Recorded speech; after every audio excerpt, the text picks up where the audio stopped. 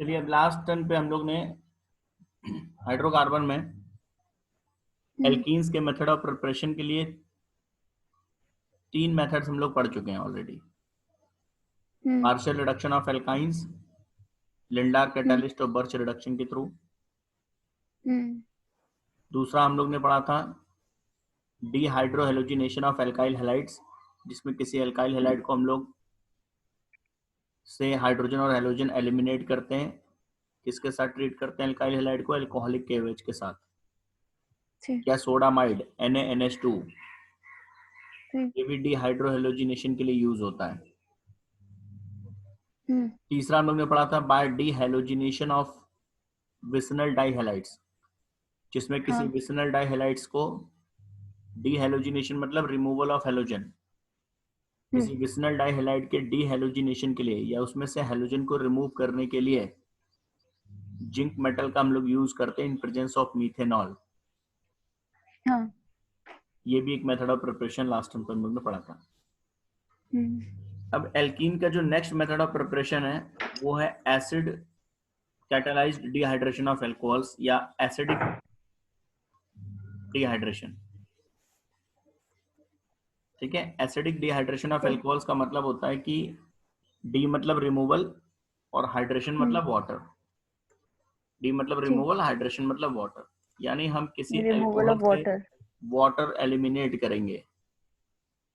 Water का removal होगा किसी अल्कोहल मॉलिक्यूल से, और किसकी प्रेजेंस में होगा? किसी एसिड की प्रेजेंस में होगा। तो removal of water molecule from an alcohol in presence of an acid, यही acid catalysed dehydration of alcohol है। और कोई भी अल्कोहल, कोई भी एसिड आप ले सकते हैं, कोई भी अल्कोहल ले सकते हैं। जनरली जो एसिड हम प्रेफर करते हैं एज अ कैटालिस्ट वो डाइल्यूट H2SO4 है। तो देखिए मोनोहाइड्रिक अल्कोहल्स को, मोनोहाइड्रिक मतलब जिसमें एक ही हाइड्रोक्सिल ग्रुप हो, मोनोहाइड्रिक अल्कोहल्स को जब हम हीट करते हैं H2SO4 के साथ या फिर H2SO4 के साथ हीट करेंगे, टेम्परेचर बहुत इंपॉर्टेंट है। H2SO4 के साथ आपको हीट करना है at 160 to 170 degree Celsius. Temperature ध्यान दीजिएगा, क्योंकि डिहाइड्रेशन ऑफ अल्कोहल के लिए हम कॉन्सेंट्रेटेड सल्फ्यूरिक एसिड का यूज करते हैं, लेकिन टेम्परेचर भी बहुत इंपॉर्टेंट है।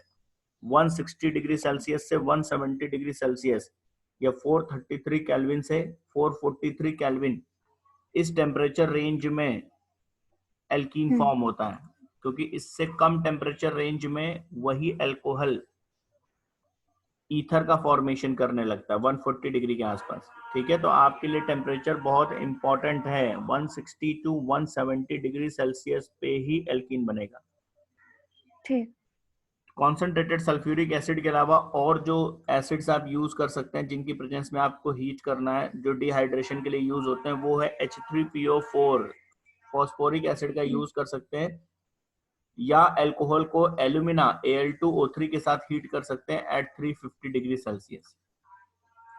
इनके साथ भी आप कर सकते हैं। ठीक है, तो अब आप देखिए अल्कोहल से वाटर रिमूव कराने के लिए या अल्कोहल मॉलिक्यूल से वाटर को रिमूव करने के लिए या अल्कोहल के डिहाइड्रेशन के लिए हमारे पास 3 डिहाइड्रेटिंग एजेंट हो गए।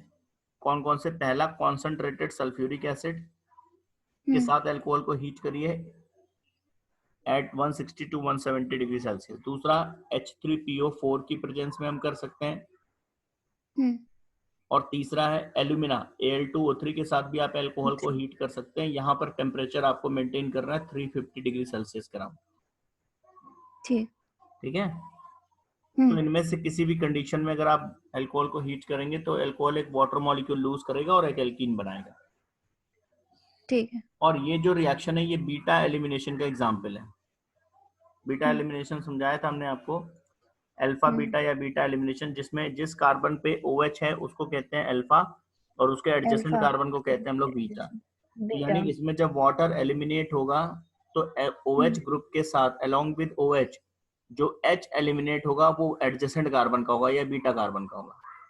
ठीक है, जैसे डिहाइड्रोहेलोजिनेशन में होता है, मतलब ये वाला कार्बन तो अल्फा हो गया जिस पे फंक्शनल ग्रुप है, इसके बगल वाला कार्बन हो गया बीटा। देखिए OH यहाँ से एलिमिनेट हुआ अल्फा कार्बन से और बीटा इसके बीटा कार्बन से एडजेसेंट से, तो यहाँ से ये पूरा हाँ वाटर मॉलिक्यूल एलिमिनेट हो गया और दोनों कार्बन को जो वैलेंसी का लॉस हुआ उससे इन्होंने डबल बॉन्ड बना लिया। तो प्रोडक्ट में आप ठीक है। देखेंगे यहाँ पर डबल बॉन्ड आ गया, एल्कीन बन गया और यहाँ से वाटर एलिमिनेट हो गया। ठीक है, क्लियर हो गया? हाँ हाँ ठीक है ना, समझ में आया कि नहीं? आ गया। ठीक है, हाँ अब दूसरा पॉइंट, पहला डिहाइड्रेशन ऑफ अल्कोहल के लिए पहली चीज, जो पहला पॉइंट अगर हम उसको पॉइंट वर्ड पढ़ें तो पहला आपको किसके साथ हीट करना है। दूसरा पॉइंट ये है कि जो डिहाइड्रेशन ऑफ अल्कोहल है ये बीटा एलिमिनेशन का एग्जांपल है। हम इसलिए बीटा बता रहे हैं जैसे कहीं पर मल्टीपल चॉइस क्वेश्चन में आता है डिहाइड्रेशन ऑफ अल्कोहल में कौन सा इसमें से करेक्ट नहीं है ना, तो वहां पर आप क्वेश्चन कर ठीक। लें। तीसरा पॉइंट ये है कि ये जो डिहाइड्रेशन ऑफ अल्कोहल है इसको लेकर जो रिएक्टिविटी ऑर्डर है अल्कोहल्स का वो 3 डिग्री, 2 डिग्री एंड 1 डिग्री। हाँ मतलब जब आप डिहाइड्रेशन के लिए अल्कोहल सेलेक्ट करेंगे तो सबसे आसान जो डिहाइड्रेशन है, फास्टेस्ट डिहाइड्रेशन, सबसे जल्दी जो वाटर मॉलिक्यूल एलिमिनेट होगा वो टर्शरी अल्कोहल से होगा। टर्शरी। हाँ उसके बाद सेकेंडरी अल्कोहल का रिएक्टिविटी है, देन प्राइमरी। जैसे कि डिहाइड्रो हेलोजिनेशन अगर आपको याद हो, एल्काइल हैलाइड्स हाँ का जो डिहाइड्रो हेलोजिनेशन होता है उसमें भी यही रिएक्टिविटी ऑर्डर, यानी टर्शरी ये एल्काइल हाँ हैलाइड्स मोस्ट सबसे रिएक्टिव एंड देन पहले secondary alkyl halide then primary. और ऐसा इसलिए प्राइमरी। होता है क्योंकि ये दोनों ही प्रोसेस, एल्काइल हैलाइड्स के अंदर जो डिहाइड्रो हेलोजिनेशन प्रोसेस था और अल्कोहल्स के अंदर जो ये डिहाइड्रेशन प्रोसेस है, ये दोनों ही प्रोसेस कार्बोकैटायन इंटरमीडिएट के थ्रू होते हैं। यानी अगर आप मैकेनिज्म की बात करेंगे तो इन दोनों ही प्रोसेस में इंटरमीडिएट के फॉर्म में कार्बोकैटायन बनता है और कार्बोकैटायन का जो स्टेबिलिटी ऑर्डर है वो 3 डिग्री, 2 डिग्री, 1 डिग्री, यानी एक टर्शरी एल्काइल हैलाइड का या एक टर्शरी अल्कोहल का जो इंटरमीडिएट फॉर्म होगा वो एक टर्शरी कार्बोकैटायन होगा जो सबसे ज्यादा स्टेबल है। और इसीलिए ये tertiary compound, tertiary alkyl halides हो चाहे टर्शरी अल्कोहल हो, ये इन रिएक्शंस में ज्यादा रिएक्टिव है। कोई भी रिएक्शन जो वाया कार्बोकैटायन फॉर्म होगी, कोई भी केमिकल रिएक्शन जो कार्बोकैटायन इंटरमीडिएट के थ्रू होगी, वहां पर reactivity order always tertiary, secondary and primary होगा। ठीक है ना, तो ये डिहाइड्रेशन के लिए। जैसे यहाँ पर देखिए, यहाँ पर अल्कोहल्स मैंने बनाए तो सबसे ज्यादा रिएक्टिव कौन है, ये टर्शरी अल्कोहल, फिर कौन है सेकेंडरी, और फिर कौन है प्राइमरी। रीजन क्या है हमने बार बार बताया, क्योंकि जब आप मैकेनिज्म की बात करेंगे तो आफ्टर सबसे पहले क्या होगा, यहाँ से जब ये OH यहाँ से एलिमिनेट होगा, है ना, मैकेनिज्म पे हम आएंगे तो यहाँ पर एक कार्बोकैटायन बनेगा जो ऑब्वियसली एक टर्शरी कार्बोकैटायन, टर्शरी अल्कोहल का कार्बोकैटायन भी टर्शरी कार्बोकैटायन होगा। सेकेंडरी अल्कोहल में OH रिमूवल के बाद जो इंटरमीडिएट कार्बोकैटायन बनेगा वो एक सेकेंडरी कार्बोकैटायन, और प्राइमरी अल्कोहल का जो करस्पॉन्डिंग कार्बोकैटायन मिलेगा आफ्टर लॉस ऑफ हाइड्रोक्सिल वो एक प्राइमरी कार्बोकैटायन। तो हमने पहले भी पढ़ा है कि जो टर्शरी कार्बोकैटायन है वो सबसे ज्यादा स्टेबल या उनका जो ईज ऑफ फॉर्मेशन है सबसे जल्दी बनते हैं, सबसे इजीली बनते हैं, सबसे आसानी से बनते हैं टर्शरी कार्बोकैटायन।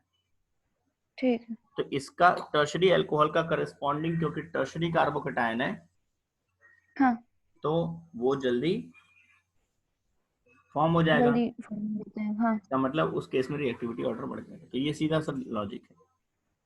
अब नेक्स्ट पॉइंट देखिए, डिहाइड्रेशन ऑफ अल्कोहल्स के लिए और क्या पॉइंट्स हैं। जैसे डिहाइड्रो हेलोजिनेशन होता है या डीहेलोजिनेशन होता है, ये सारे रूल, सेट्स ऑफ रूल को फॉलो करते हैं। मतलब कि जो मोर सब्स्टिट्यूटेड एल्कीन होता है, जो मोर स्टेबल एल्कीन होता है, वो फॉर्म होता है एज अ मेजर प्रोडक्ट। या ये कह लो कि अगर एक से ज्यादा बीटा कार्बन एटम्स अवेलेबल है तो आपको उस बीटा कार्बन से हाइड्रोजन एलिमिनेट करना है जहां पर हाइड्रोजन ऑलरेडी कम हो, कम हो, ठीक है ना। तो अब यहाँ पर भी देखिए, ये जो डिहाइड्रेशन है ये भी सेडजेफ रूल को फॉलो करता है। जैसे यहाँ पर देखिएगा, ये एक मैंने टर्शरी पेंटाइल अल्कोहल दिखाया है और इसमें से अब हमें वाटर एलिमिनेट करना है, इसका डिहाइड्रेशन करना। अब देखिए समझिएगा, यहाँ पे अल्फा कार्बन तो यही है जहां पे OH है, तो ये अल्फा कार्बन से एलिमिनेट हो गया OH। अब इसके साथ हमें एक हाइड्रोजन एटम चाहिए किसी बीटा कार्बन से, ठीक है ना। ठीक। अब इसके बीटा कार्बन कौन कौन से इसके एडजेसेंट, एक ये बीटा कार्बन है, हाँ एक ये बीटा कार्बन है, और एक ये बीटा कार्बन है। ये हाँ 3 कार्बन इसके एडजेसेंट है, जिसमें से ये जो 1 और 2 है वो सिमिलर है। इनकी अलग अलग बात करने की जरूरत नहीं, दोनों CH3 है, आइडेंटिकल है। हाँ। ठीक, यानी मेन हमें ये समझना है कि इसके साथ, इस OH के साथ जो हाइड्रोजन हमें रिमूव करना है वो हम फर्स्ट से करें या थर्ड से करें। कोई ठीक डिफरेंस। है, अगर हम फर्स्ट से हाँ करेंगे तो इनके बीच में डबल बॉन्ड आएगा, हाँ। और अगर हम थर्ड से करेंगे तो इनके बीच में डबल बॉन्ड आएगा। ठीक है ना। तो अब जरा देखिए ठीक। क्या क्या ऑप्शन है। पहला, अगर हम यहाँ थर्ड से करते हैं तो ये बनेगा, यहाँ पर देखिए डबल बॉन्ड आ रहा है। हाँ और अगर हम फर्स्ट से करेंगे तो ये दोनों प्रोडक्ट बनेंगे। हमें देखना है इसमें से मेजर कौन है। सेल्फ क्या कहते हैं कि जो मोर सब्स्टिट्यूटेड एल्कीन होगा वो मेजर प्रोडक्ट होगा। अब कौन कितना हाँ। सब्स्टिट्यूटेड है जरा देखिए। इस डबली बॉन्डेड कार्बन एटम पे 2 एल्काइल ग्रुप बॉन्डेड है, हाइड्रोजन कोई नहीं है, 2 एल्काइल है। और इस डबली बॉन्डेड दो। हाँ। कार्बन एटम पे देखेंगे तो एक हाइड्रोजन है और एक, एल्काइल। मतलब 3 एल्काइल ग्रुप्स इस एल्कीन के अंदर हैं, डबली बॉन्डेड कार्बन एटम से बॉन्डेड। हाँ। यहाँ पर देखेंगे तो इस डबली बॉन्डेड कार्बन एटम से कोई एल्काइल ग्रुप नहीं है, केवल CH2 है। और इस डबली बॉन्डेड कार्बन एटम को देखेंगे तो इसके पास 2 एल्काइल ग्रुप्स हैं। ठीक है ना। तो कौन मोर सब्स्टिट्यूटेड है? पहला वाला। पहला वाला, इसलिए वो मेजर है। क्लियर हो गई स्टडीज ऑफ रूल। और वैसे ठीक। भी हाँ। समझिए दूसरा रूल क्या स्टडीज ऑफ का, हमारे समझने के लिए एक इजी रूल भी है कि अगर आपके पास एक से ज्यादा बीटा पोजीशंस अवेलेबल हो तो आप उस बीटा पोजीशन को इन्वॉल्व करिए हाइड्रोजन रिमूवल के लिए जहां पर हाइड्रोजन ऑलरेडी कम हो। तो जैसे इस बीटा पे कितने हाइड्रोजन आपको दिख रहे हैं? 3। 3।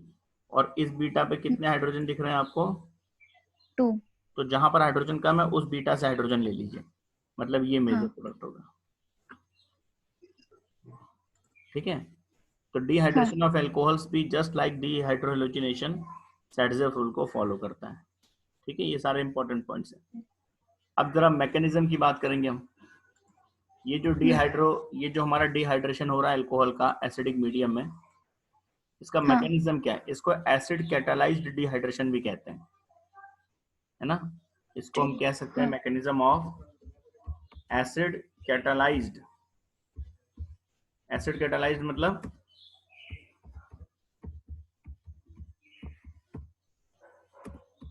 एसिड कैटालाइज्ड मतलब ये acid as a acid. Catalyst है यहाँ पे। हाँ। तो एसिड कैटालाइज्ड डिहाइड्रेशन जो हमने ऊपर पढ़ा है, अल्कोहल का dehydration in presence of acid, इसका मैकेनिज्म क्या है?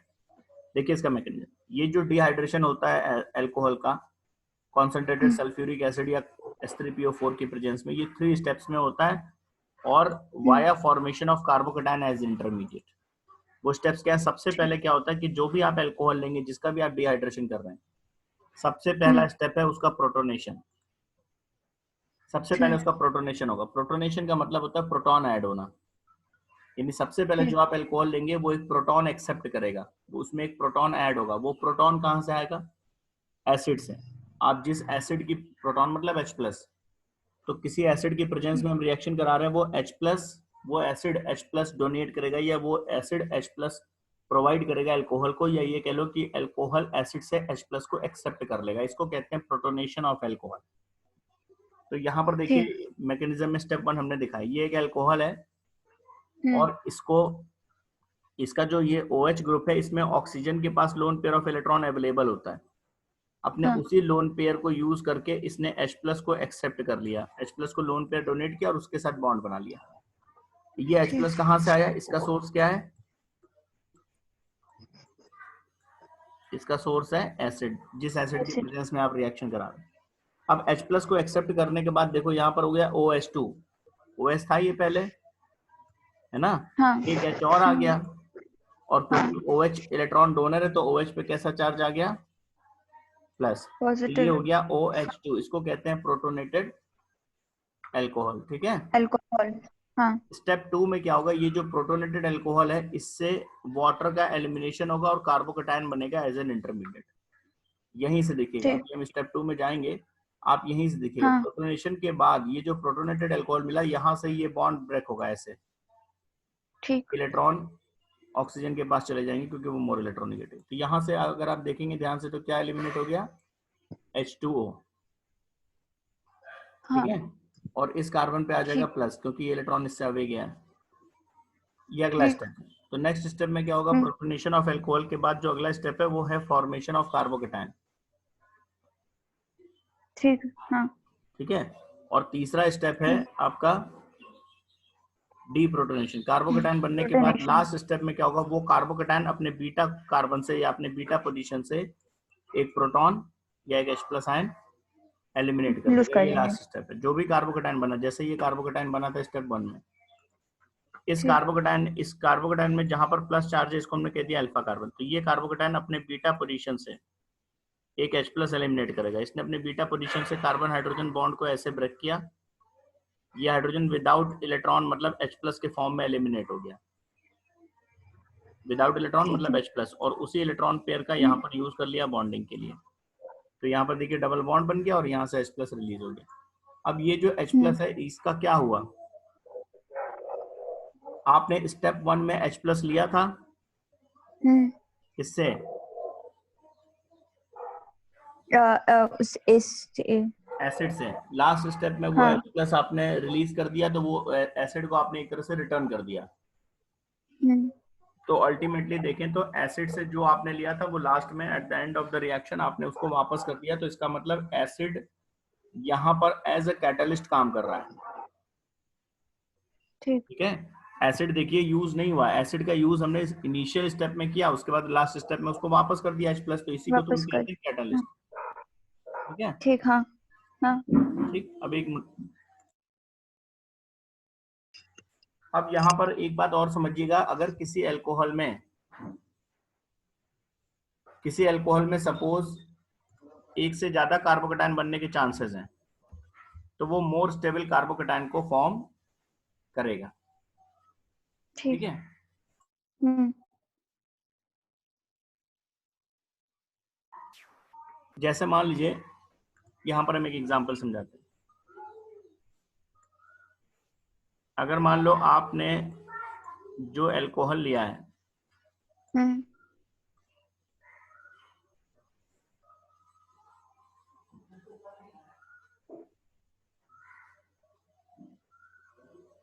या इसमें ये भी कह सकते हो कि चलो आगे हम नेक्स्ट अभी एग्जांपल में इसको एक्सप्लेन भी कर रहे हैं। इसमें क्या होता है, ठीक। क्योंकि ये रिएक्शन जो ये डिहाइड्रेशन हम्म, ऑफ अल्कोहल है वो हम्म। कार्बोकेटायन फॉर्मेशन के थ्रू हो रहा है। इसमें इंटरमीडिएट क्या बन रहा है, कार्बोकेटायन। और जो कार्बोकेटायन है उसका एक यूनिक नेचर, एक यूनिक फीचर हम लोग ने पढ़ा है रीअरेंजमेंट का। हम्म, यानी कार्बोकेटायन के पास एक यूनिक फीचर होता है अपने आप को मोर स्टेबल फॉर्म में रीअरेंज करने का, हाइड्राइड शिफ्टिंग के थ्रू या मिथाइल शिफ्टिंग के थ्रू। ठीक है। अगर किसी रिएक्शन में कोई लेस स्टेबल कार्बोकेटायन बना है और अगर उसके पास हम्म, चांस है, अगर उसके पास कोई ऑप्शन है कि वो अपने एडजेसेंट कार्बन से H माइनस यानी हाइड्राइड आयन या CH3 माइनस आयन की शिफ्टिंग से हाँ, अपने आप को मोर स्टेबल फॉर्म में कन्वर्ट कर सकता है, तो डेफिनेटली वो ऐसा करेगा। ये ठीक। यूनिक नेचर केवल और केवल कार्बोकेटायन के पास है। ये हम लोग ने पढ़ा है रिएक्शन मैकेनिज्म में। हम्म, तो यहाँ पर जो रिएक्शन है वो कार्बोकेटायन के फॉर्मेशन के थ्रू है, यानी इंटरमीडिएट कार्बोकेटायन है और कार्बोकेटायन में अपने आप को रीअरेंज करने की टेंडेंसी है। इसलिए बहुत सारे ऐसे रिएक्शंस भी हैं अल्कोहल के डिहाइड्रेशन में जहां जो एक्सपेक्टेड प्रोडक्ट है वो उससे अलग आपको एक्चुअल प्रोडक्ट मिलेगा। और ऐसा इसलिए हो रहा है क्योंकि जो कार्बोकेटायन है उसने अपने आप को बीच में रीअरेंज कर लिया है। रीअरेंज कर लिया। तो हाँ। अल्कोहल का जब हम डिहाइड्रेशन करते हैं तो हमें मैकेनिज्म हम्म, लेवल पे जब हम सोचेंगे या प्रोडक्ट बनाने से पहले ये हम एक बार जरूर सोचेंगे कि इसमें कौन सा कार्बोकेटायन बनेगा एज एन इंटरमीडिएट। और वो कार्बोकेटायन स्टेप 3 में प्रोडक्ट बनाने से पहले अपने आप को कहीं रीअरेंज तो नहीं करेगा। अगर वो अपने आप को रीअरेंज कहीं करता है तो डेफिनेटली उस हम्म, केस में जो एक्चुअल प्रोडक्ट होगा वो आपकी एक्सपेक्टेशन से अलग होगा, ठीक है। यही लिखा हुआ है ठीक। इसमें। अब इसका एग्जांपल समझिए, ये जो नोट लिखा है उसमें यही लिखा है क्योंकि वाया कार्बोकेटायन रिएक्शन हो रहा है और कार्बोकेटायन में अपने आप को रीअरेंज करने की टेंडेंसी है। तो बहुत सारे डिहाइड्रेशन ऑफ एल्कोहल के केसेस में एक्चुअल प्रोडक्ट आपके एक्सपेक्टेड प्रोडक्ट से डिफरेंट मिलता है। एक एग्जांपल के थ्रू ठीक। मैंने यहाँ पर समझाया, जरा देखिएगा, इस एग्जांपल को देखिएगा, आपको समझ में आ जाएगा। ठीक है, ये एग्जांपल है आपके सामने।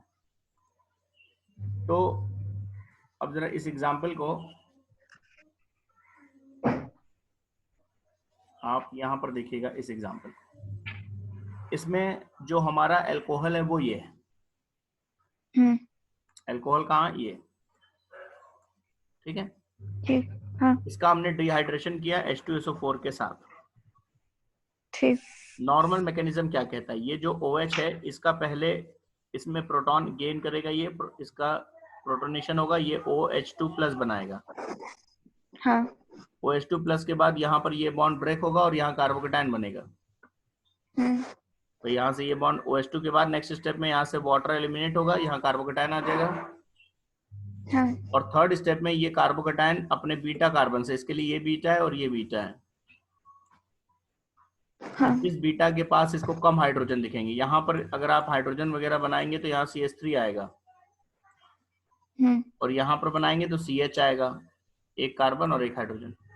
तो यहाँ पर बीटा पोजीशन पे, इस बीटा पोजीशन पे हाइड्रोजन कम है, तो यहाँ से वो प्रोटॉन एलिमिनेट यहाँ करेगा से और यहाँ पर डबल बॉन्ड आएगा। जो हमारा हाँ। नॉर्मल एक्सपेक्टेशन है वो तो यही है ना, है या नहीं है? ठीक है, हाँ।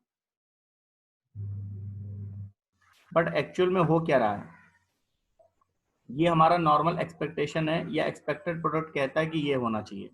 फिर से समझिए, ये आपके पास अल्कोहल है, यहीं पर प्रोटोनेशन होगा, हाँ।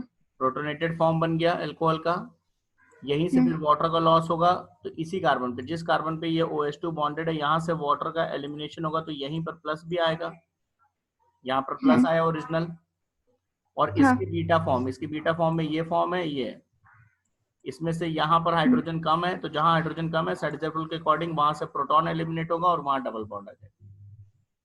ठीक। तो ये हमारा क्या है, एक्सपेक्टेड प्रोडक्ट यही है। एक्सपेक्टेड। ये हाँ। हमने अभी कंसीडर, इसमें हमने कहीं पर भी रीअरेंजमेंट ऑफ कार्बोकेटायन को कंसीडर नहीं किया है। किया है। अब जरा देखिए, लेकिन एक्चुअल में हुआ क्या, एक्चुअल में ये हुआ कि जब ये कार्बोकेटायन बना, ठीक है ना, ये स्टेप 2, इसमें से ये स्टेप 3 है, तो थर्ड स्टेप से पहले इसने अपने आप को रीअरेंज कर लिया। अब यहाँ पर आइए, एक्चुअल में ये हुआ किस शिफ्टिंग के थ्रू, हाइड्राइड शिफ्टिंग के थ्रू। इसने क्या किया कि यहाँ पर जो इसके हाइड्रोजन एटम था, हाँ। हाइड्रोजन था, तो यहाँ से हाइड्रोजन एटम को H- के फॉर्म में यहाँ शिफ्ट करा लिया, ऐसे। ठीक है। ठीक है, यहाँ पर हाइड्रोजन आ गया और यहाँ पर हाइड्रोजन शिफ्ट हो गया, तो प्लस आ गया आपका यहाँ पर।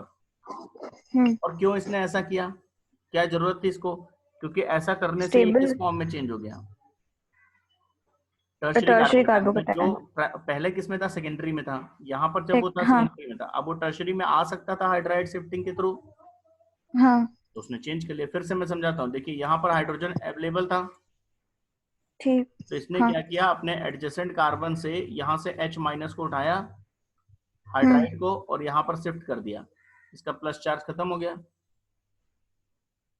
ठीक है ना, और प्लस यहाँ पर डेवलप हो गया, तो इसने अपने आप को मोर स्टेबल फॉर्म में चेंज कर लिया। अब इसके जो बीटा पोजीशंस होंगे, इस पॉजिटिवली चार्ज कार्बन के बीटा पोजीशंस देखिए, यहाँ पर बीटा है, ये CH3 बनेगा, यहाँ पर बीटा ये CH2 होगा, और यहाँ पर बीटा ये CH होगा,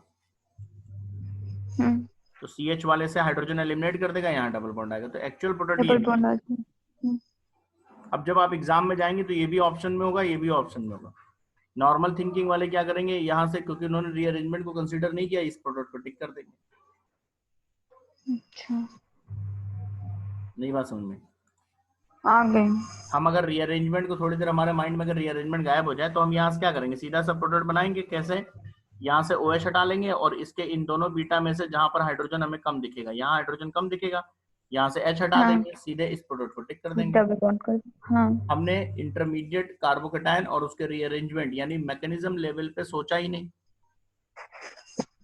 तो ये बात हमेशा ध्यान रखिएगा, जब कभी किसी भी रिएक्शन में अगर कार्बोकेटायन बनता है एज एन इंटरमीडिएट, तो प्रोडक्ट फॉर्म करने से पहले एक बार ये जरूर आपको सोचना है कि कहीं वो कार्बोकेटायन अपने आप को रीअरेंज तो नहीं करेगा। अगर उसमें कोई ऐसा ऑप्शन दिख रहा है हाइड्राइड शिफ्टिंग या मिथाइल एनायन शिफ्टिंग के थ्रू अपने आप को अगर कर सकता है मोर स्टेबल फॉर्म में, तो डेफिनेटली करेगा। ठीक है ना? तो जो नॉर्मल इसमें आंसर है, जो नॉर्मल थिंकिंग है वो बहुत सीधा सा कॉन्सेप्ट है आपका।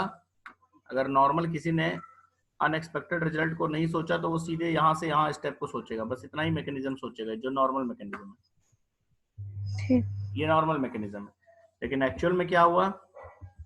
एक्चुअल में क्या हुआ कि रिएक्शन यहाँ से यहाँ गया, यहाँ गया, ठीक है ना? आगे जाने से पहले उसने अपने आप को रीअरेंज किया और फिर आगे गया। ठीक है? हाँ।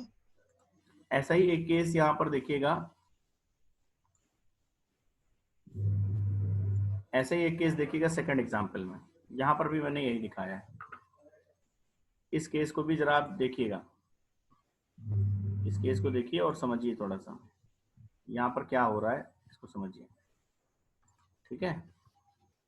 ठीक। देखिए क्या हो रहा है यहाँ पे, रीअरेंजमेंट का केस है ये भी। स्टार्टिंग से देखिए क्या हो रहा है। ये एक अल्कोहल है। ये अगर हम इस अल्कोहल को ध्यान से देखें तो इसमें यहाँ पर OH है। अभी हम मैकेनिज्म की बात नहीं समझते हैं। यहाँ OH है, ये अल्फा हो गया। अब बीटा इसके ये हो गए, ये बीटा हो गया और ये बीटा हो गया, 1 और 3। ठीक। 1 पे अगर हम देखेंगे तो CH3 बनेगा जब कार्बन और हाइड्रोजन लगाएंगे तो। हाँ। और 3 पे क्या बनेगा? जब हम यहाँ एक कार्बन रखेंगे तो 3 वैलेंसी उसकी सेटिस्फाइड है, तो एक ही हाइड्रोजन का चांस बनता है, मतलब यहाँ CH बनेगा। ठीक है? तो इस बीटा पे हाइड्रोजन कम है, थर्ड वाले पे। ठीक है? तो हमारा जो प्रोडक्ट होगा उसमें क्या करेंगे, हम यहाँ से OH हटा देंगे और यहाँ से हाइड्रोजन हटा देंगे और इन्हीं के बीच में डबल बॉन्ड कर देंगे। यही हमारा फाइनल प्रोडक्ट हो जाएगा। हमारी एक्सपेक्टेशन तो यही है ना। अगर हम रीअरेंजमेंट को नहीं कंसीडर करें तो बस इतना सा करना है हमें। लेकिन एक्चुअल में ऐसा हुआ नहीं। अब जरा एक्चुअल प्रोसेस पे आते हैं। एक्चुअल प्रोसेस में क्या हुआ?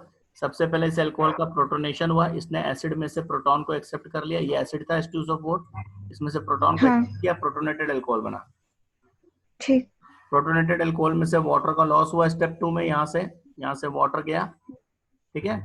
और इस कार्बन पे क्या आ गया? Plus charge. यही तो हुआ। इस कार्बन पे आ गया प्लस चार्ज, देखिए। ठीक। अब यहाँ जो प्लस चार्ज आई ये एक सेकेंडरी कार्बन है। ठीक है? ठीक है। अगले स्टेप में क्या हुआ? आगे बढ़ने से पहले, रिएक्शन आगे बढ़ने से पहले यहाँ के हाइड्रोजन एटम को यहाँ पर शिफ्ट कर दिया, हाइड्राइड शिफ्टिंग। ठीक। और प्लस चार्ज इस पे आ जाएगा, इस पे डेवलप हो गया इस वजह से। अगले स्टेप में देखिए प्लस यहाँ आ गया, तो इससे क्या हुआ? वो टर्शरी फॉर्म में चेंज हो गया। अब इसके जो बीटा फॉर्म होंगे, इसके बीटा फॉर्म क्या होंगे? एक ये होगा, एक ये होगा, इसके बीटा फॉर्म देखिएगा, और एक ये होगा। ये तीनों इसके एडजेसेंट फॉर्म है। इसमें से यहाँ इस बीटा पे कोई हाइड्रोजन, इस बीटा पे कितने हाइड्रोजन है? 1 2, और यहाँ देखेंगे तो ये CH3 बनेगा, फ्री एंड है। इस बीटा पे 2 हाइड्रोजन, इस बीटा पे देखेंगे तो ये C बनेगा और 2 हाइड्रोजन यहाँ भी आएंगे।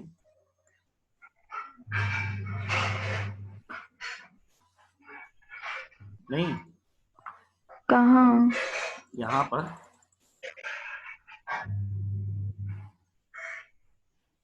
इस बीटा फॉर्म को देखिए जरा, इस यहाँ पर प्लस डेवलप हुआ, ये समझ में आया? हाँ। अब इसके बीटा कौन कौन है? एक ये, एक ये और एक ये वाला। तो इस बीटा पे आपको दिख रहा है, यहाँ C मानेंगे अगर हम, C कार्बन एज्यूम करेंगे, कार्बन और उससे अटैच 2 हाइड्रोजन दिख रहे हैं। ये तो मिथाइल ग्रुप होगा ना, ये हाइड्रोजन तो होगा नहीं। तो 2 हाइड्रोजन दिख रहे हैं। इधर वाले बीटा पे देखेंगे इधर, तो 1 हाइड्रोजन, और इधर बीटा, इसको जब कार्बन बनाएंगे और वैलेंसी सेटिस्फाई करेंगे तो ये CH2 बनेगा, नहीं बनेगा। इस कार्बन पे कितनी वैलेंसी अभी सेटिस्फाइड है इस समय? 2।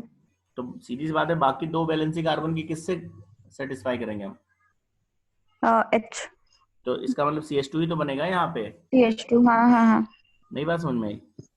आ गई आ गई। यहाँ पर देखिए कार्बन ने 4 बॉन्ड बना रखे हैं ऑलरेडी, तो मतलब केवल सी हम्म। लगाना है आपको और कुछ नहीं लगाना है। हाँ। तो केवल सी लगाना है तो 2 हाइड्रोजन उसके साथ कनेक्ट है, इसका मतलब हम्म। ये भी, यहाँ भी CH2 बन रहा है, यहाँ पर भी सी लगाएंगे, बाकी सारी वैलेंसी कंप्लीट है, कुछ और नहीं लगाना है। सी लगाएंगे तो और एक H यहाँ पर दिख रहा है तो ये CH बना। हाँ। तो सबसे कम हाइड्रोजन तो इसी बीटा पे है ना। हाँ। साइडजेब क्या कहता है कि यहाँ से आप H+ हटा देंगे हाँ। और इन्हीं के बीच में डबल, डबल बॉन्ड आ जाएगा। यही आपका एक्चुअल प्रोडक्ट होगा। ठीक। हम्म। ठीक है, हाँ। तो इस तरह से थोड़ा सा ये इसमें रीअरेंजमेंट को कंसिडर किया हमने।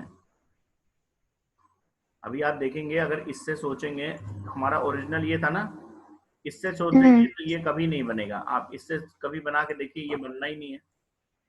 क्यों नहीं बनेगा? आप जरा इससे अगर सोच के देखिए, इससे अगर हम बनाते प्रोडक्ट और कार्बोकेटाइन अगर हमारे माइंड में नहीं होता तो हम क्या करते ज्यादा से ज्यादा? भाई हम प्रोडक्ट में क्या करते ज्यादा से ज्यादा? प्रोडक्ट कैसे टिक करते? ये बनाते, ये बनाते, हम्म। ये ऐसे ही बनता पूरा, ये हम्म। ऐसे था, ऐसे था, यहाँ OH था, हम्म। तो हम यहाँ से OH को हटाते और इस बीटा वाले कार्बन से हाइड्रोजन हटा देते। ठीक। ये तो करते हैं। हम्म। ये प्रोडक्ट तो कभी नहीं बनाते। डबल बॉन्ड हम लगाते हैं यहाँ हाँ। लगाते, यहाँ थोड़ी लगाते हैं रिंग के अंदर। हाँ। ठीक है, तो हम तो इसको टिक कर देते हैं अगर एक्सपेक्टेड प्रोडक्ट की बात करेंगे तो। हाँ। तो ये भी रीअरेंजमेंट का केस है।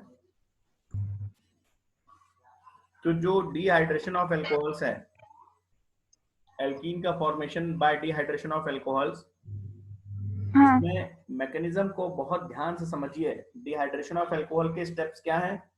Number 1, protonation of alcohol. हाँ। Number 2, loss of water from protonated alcohol to form carbocation as an intermediate. ठीक। हाँ। नंबर 3, अगर पॉसिबल है तो उस कार्बोकेटाइन का रीअरेंजमेंट मोर स्टेबल फॉर्म में।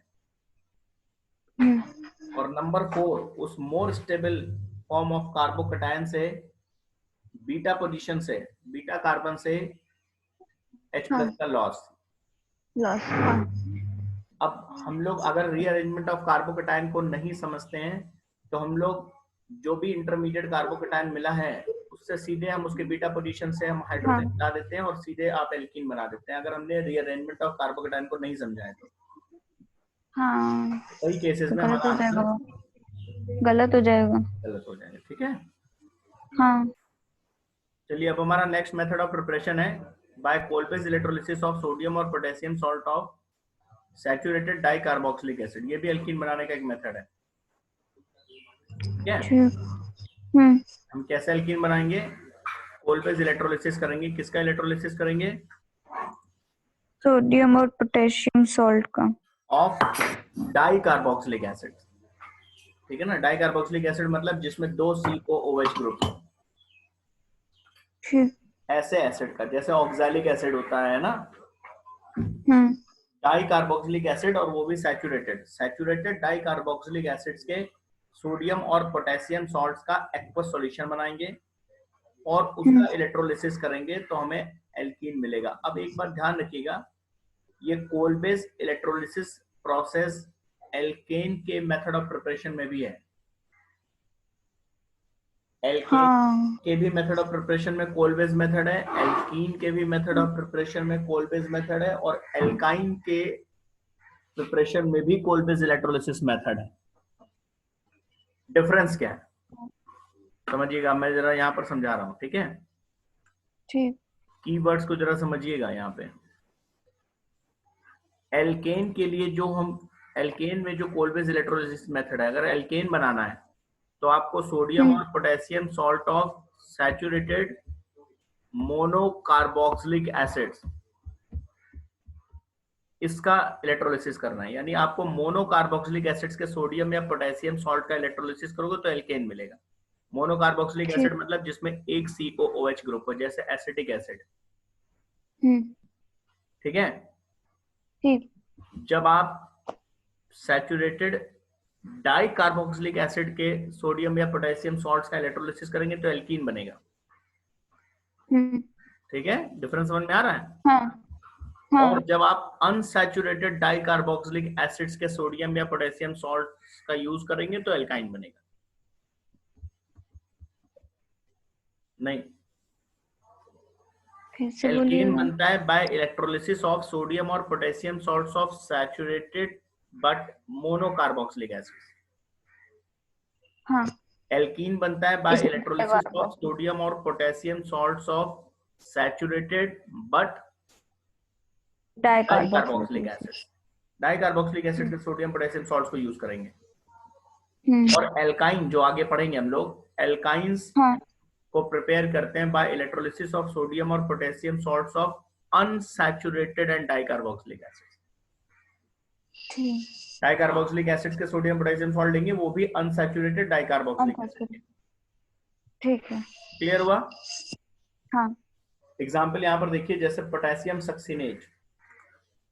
एक ठीक। यहाँ पर एग्जाम्पल देखिए, बहुत ही कॉमन एग्जाम्पल है पोटेशियम सक्सिनेट। हमने पोटेशियम सॉल्ट लिया है सक्सिनिक एसिड का। ठीक। अब देखेंगे तो सक्सिनिक एसिड क्या था, यहाँ जब पोटेशियम नहीं था तो यहाँ H था, यहाँ भी H हाँ था, यही सक्सिनिक एसिड था। सक्सिनिक एसिड क्या था? ठीक। COOH CH2 CH2 COOH। यही सक्सिनिक एसिड है, जिसको हम ब्यूटेन डाइओइक एसिड भी कह सकते हैं। ठीक। देखिए 4 कार्बन, हाँ 1 2 3 4। अगर हम कार्बन की कंटिन्यूअस चेन देखें तो 1 2 ये 3 ये 4। ठीक है। ठीक। 1,4 डाइओइक ऐसे। एसिड, इसी एसिड का नाम सक्सिनिक एसिड है। तो सक्सिनिक एसिड का जब ठीक। हम सोडियम या पोटेशियम सॉल्ट लेंगे, H को हटा के पोटेशियम या Na, पोटेशियम। पोटेशियम या हाँ sodium salt of succinic acid. तो ये डाइकार्बोक्सिलिक एसिड है या नहीं है? हाँ और सैचुरेटेड है? हाँ। डबल बॉन्ड सी तो कहीं है नहीं। नहीं। तो इसका जब हम इलेक्ट्रोलिसिस करेंगे तो हमें एल्कीन मिलेगा। एल्कीन कैसे मिलेगा? एक्चुअली ये पूरा यहाँ से एलिमिनेट हो जाएगा। अब ये कैसे एलिमिनेट होगा हम डिस्कस करेंगे। और ये दोनों कार्बन अपनी वैलेंसी को डबल बॉन्ड से सेटिस्फाई कर लेंगे, ये मिलेगा। ठीक है, 3 मिला और यहाँ से आपको CO2 H2 और KOH मिला। ठीक। क्लियर? हाँ हाँ समझ में आया नहीं? आ गया। अगर मान लीजिए यहाँ पर एक और CH2 होता, सपोज हम बीच में लगा दें, अगर यहाँ पर एक और CH2 बीच में होता तब क्या होता? देखिए आपको हटाना, लास्ट में ये जो COOK है ये हटाना है, इधर जो COOK है ये हटाना है, और जो भी कार्बन इसके बाद बचे, ये बचा और ये बचा, इसको जोड़ देना है। ठीक। तो अब यहाँ पर इसको जब जोड़ते हैं तो हमें 3 कार्बन का यानी साइक्लिक प्रोपेन मिलता, तब यहाँ पर एल्कीन नहीं मिलता। प्रोपेन, साइक्लिक प्रोपेन साइक्लिक बनता। प्रोपेन। मेरी बात समझिए ना, हम क्या कह रहे हैं आपसे। जैसे हमने कहा हाँ। कि हमारे पास ये CH2 था, ठीक है, फिर CH2 था, ठीक। ठीक, फिर मान लो COOK था या Na था, ऐसे, और इधर था मान लीजिए CH2 और COOK। हाँ। ठीक, मतलब पेंटेन डाइओइक एसिड का पोटेशियम सॉल्ट था। ऑलवेज में आपको करना है कि जब भी कोई डाई कार्बोक्सिलिक एसिड है तो यहाँ से आप दोनों कार्बोक्सिलिक ग्रुप को हटा दीजिए, हाँ। और इन दोनों कार्बन को जो वैलेंसी का लॉस हुआ उसको एक बॉन्ड के थ्रू कंप्लीट कर दीजिए। तो यहाँ पर तो साइक्लोप्रोपेन मिलता ना। हाँ। ठीक है कि नहीं? हाँ। वही काम हम यहाँ भी कर रहे हैं। यहाँ पर देखिएगा, इसको हमने हटा दिया इधर से, इसको इधर से हटा दिया, और इन दोनों को एक कार्बन से जोड़ दिया। तो क्योंकि यहाँ पर ऑलरेडी एक कार्बन था इनके बीच में, तो हमें एल्कीन मिल गया। ठीक। ठीक है। अगर मान लीजिए हम यहाँ पर एक CH2 और होता, मतलब CH2 CH2 COOK होता, और यहाँ भी मान लीजिए एक CH2 होता बीच में, मतलब टोटल 6 कार्बन हो गए, हेक्सेन 1,6 डाइओइक एसिड। अब इसका कोलवेज इलेक्ट्रोलिसिस करेंगे तो क्या मिलेगा? CO के हट जाएगा और इन दोनों CH2 के बीच में एक बॉन्ड लग जाएगा। इसको जब जोड़ेंगे, ये इधर से जुड़ा ही हुआ है, ये इधर से जुड़ा ही हुआ है, हाँ तो साइक्लोब्यूटेन बनेगा। ठीक। समझ में आई बात नहीं? आ गई। तो पोटेशियम सक्सीनेट की जगह अगर हम और कोई डाई कार्बोक्सिलिक एसिड लेंगे, मतलब हाँ। पेंटेन 1,5 डाइओइक एसिड या हेक्सेन 1,6 डाइओइक एसिड, तो जरूरी हम्म। नहीं एल्कीन ही बने, हो सकता है हमें साइक्लो एल्केन मिले। ठीक ये है। आपको ध्यान ये रखना है कि इसके मैकेनिज्म पे अभी हम आएंगे। इसमें क्या होना है कि जो हम्म। कार्बोक्सिलिक ग्रुप है वो एलिमिनेट हो जाएंगे, ये डीकार्बोक्सिलेशन है, और दोनों हम्म। उसके बाद के जो कार्बन एटम्स है वो आपस में बॉन्डेड हो जाएंगे। ठीक। अब जरा मैकेनिज्म लेवल पे आते हैं। मैकेनिज्म होता कैसे ये देखिए। जैसे हमने यहाँ सोडियम सक्सीनेट का एक एग्जाम्पल दिखाया।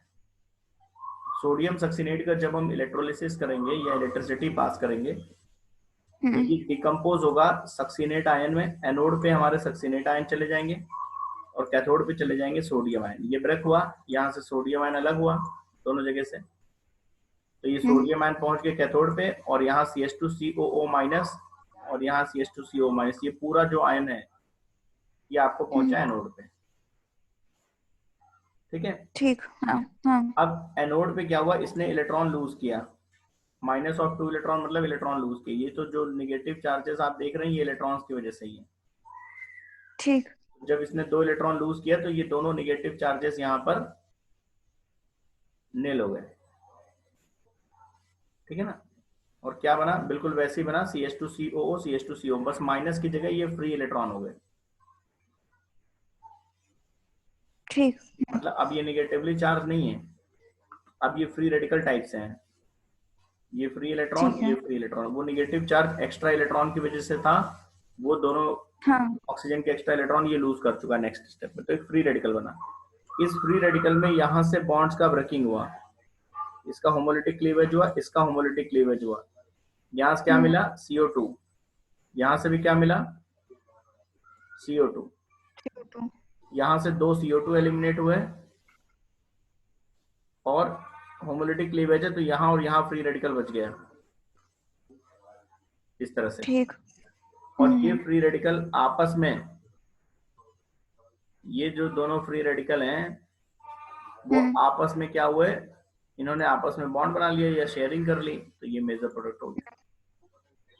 ठीक। ठीक है। और ये हाँ। माइनर प्रोडक्ट में साइक्लोब्यूटेन भी बनाएंगे थोड़ा सा, लेकिन ये माइनर प्रोडक्ट। ये ठीक। साइक्लोब्यूटेन कैसे बना रहे हैं, ये साइक्लोब्यूटेन हम यहाँ पर दिखा रहे हैं। जैसे लास्ट स्टेप में आपके पास एक फ्री रेडिकल मिला, CH2 and hmm. CH2 free radical, ऐसे मिला ना। हम्म। मान लीजिए इसी तरह का एक दूसरा भी फ्री रेडिकल है, CH2 फ्री रेडिकल और CH2 फ्री रेडिकल। तो जब ये वाला ठीक। फ्री रेडिकल इसके साथ कंबाइन कर लेगा, ठीक है ना, डायमराइज हो हम्म। जाएंगे, ये इसके साथ कंबाइन कर लेगा, तब एक साइक्लिक फॉर्म इस तरह से बनेगा। लेकिन ठीक। वो माइनर प्रोडक्ट है, उससे कोई बहुत मतलब नहीं है। तो ठीक। अभी हम ये इसलिए समझा रहे हैं कोलबेज इलेक्ट्रोलिसिस में, इसमें क्या हुआ, सोडियम सक्सीनेट से सक्सीनेट आयन बना एनोड हम्म। पे, और सोडियम आयन मिले कैथोड पे।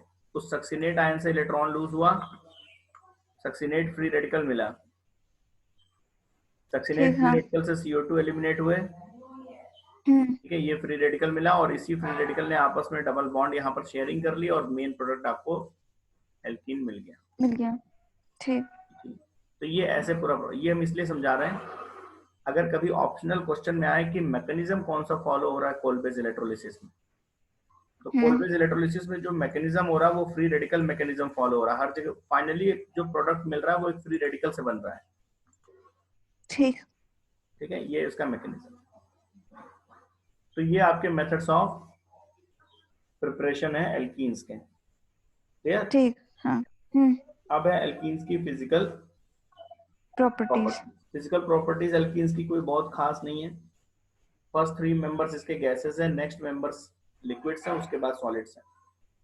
हम्म। कलरलेस गैस होता है एल्कीन्स में, बहुत इंपॉर्टेंट है, और इसका भी जो बॉइलिंग पॉइंट है एल्केन्स की तरह से नंबर ऑफ कार्बन एटम्स के साथ बढ़ेगा। जैसे जैसे हम कार्बन एटम्स बढ़ाएंगे एल्कीन्स का बॉइलिंग पॉइंट बढ़ेगा। मतलब 4 कार्बन के एल्कीन से ज्यादा बॉइलिंग पॉइंट होगा 5 कार्बन के एल्कीन का, पेंटीन का, पेंटीन से ज्यादा हेक्सीन का, हेक्सीन से ज्यादा हेप्टीन का, इस तरह से। ठीक। ठीक है। और हाँ इसमें भी एल्केन्स की तरह ही स्ट्रेट चेन अगर एल्कीन है तो उसका बॉइलिंग पॉइंट ज्यादा होगा ब्रांच चेन एल्कीन से। ऐसे ठीक था ना है। वहां पे एल्केन्स में भी तो था, जो स्ट्रेट चेन एल- एल्केन्स है यानी जो अनब्रांच्ड एल्केन्स है हम्म उनका बॉइलिंग पॉइंट ज्यादा होता है ब्रांच एल्केन से। ऐसा इसलिए क्योंकि जब ब्रांचिंग होती है हम्म। तो मॉलिक्यूल स्फेरिकल शेप में आता है। हाँ, तो उसका सरफेस एरिया कम हो जाता है। तो एल्केन में था ना ये पॉइंट यहाँ पर भी, यानी एल्कीन में भी ऐसा ही है, जो स्ट्रेट चेन एल्कीन्स हैं उनका बॉइलिंग हम्म। पॉइंट ब्रांच्ड एल्कीन्स से कम ज्यादा होता होता है। है अगर सेम कार्बन के हाँ। एल्कीन में हम कंपेयर कर रहे हैं तो। हम्म। तो ये प्रॉपर्टीज लगभग वैसी है। अब ठीक। एल्कीन्स की केमिकल प्रॉपर्टीज में अगर हम आएंगे तो हाँ। एल्कीन का अगर आपको स्ट्रक्चर याद हो तो एल्कीन्स में कार्बन हाँ। एटम्स के जो डबली बॉन्डेड कार्बन एटम्स है उसमें एक बॉन्ड सिग्मा है और एक पाई है, एक। हाँ। ऐसे ना। हाँ। ये जो पाई बॉन्डेड है इनका एक पाई इलेक्ट्रॉन क्लाउड होता है, जैसे इस तरह के स्ट्रक्चर था अगर आप ध्यान देंगे ठीक। तो ये जैसे कार्बन और हाँ। कार्बन है। तो यहाँ ठीक। पर ये एक सिग्मा बॉन्ड पहले बनाते हैं sp2 ओवरलैप से, और इस हम्म। सिग्मा बॉन्ड के अबव एंड बिलो हम्म। इस तरह का एक डीलोकलाइज्ड पाई इलेक्ट्रॉन क्लाउड होता है। हाँ। तो जब कोई इलेक्ट्रोफाइल क्या होते हैं, इलेक्ट्रॉन लविंग होते हैं ना। हम्म। तो देखिए जब ये इस पे एल्कीन पे अटैक करेंगे तो यहाँ से अटैक करेंगे तब भी इनको इलेक्ट्रॉन क्लाउड मिलेगा, और इस ठीक। सिग्मा बॉन्ड के प्लेन के बिलो जाएंगे तब भी यहाँ पर एक इलेक्ट्रॉन क्लाउड है। हाँ।